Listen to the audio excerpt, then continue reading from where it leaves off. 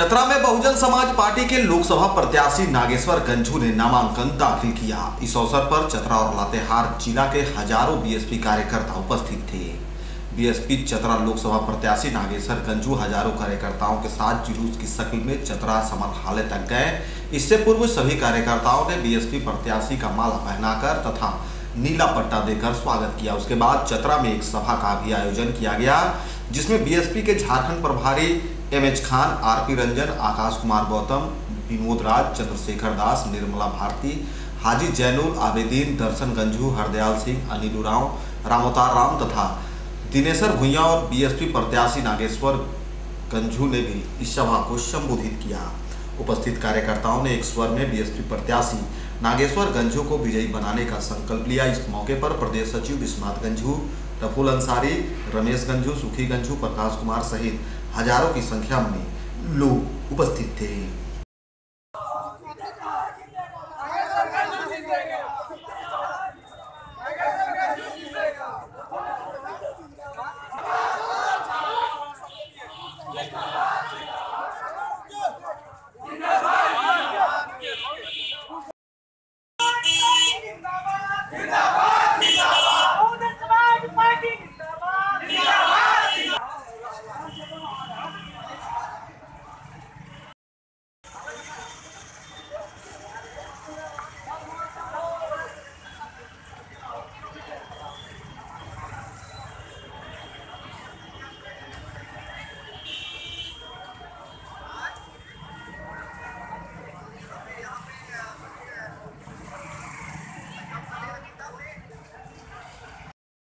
हम लोग पैदल मार्च करते जाएंगे।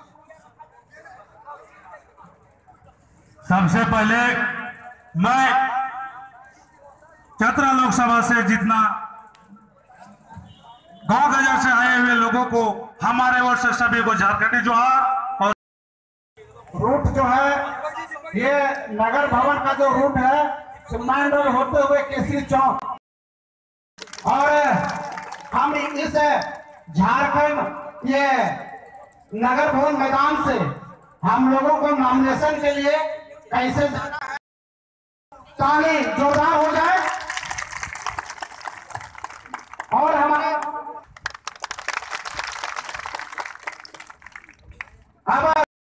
समाज इसी में है। इस साथी को चुनाव जिता के मेंबर ऑफ पार्लियामेंट बनाने का काम करेंगे।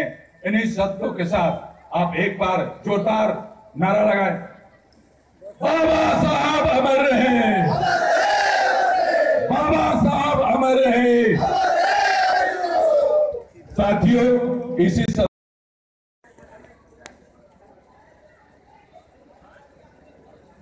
चतरा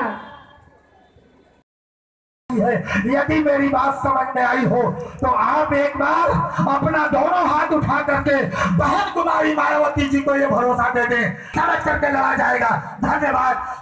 हाथ नीचे कर लीजिए।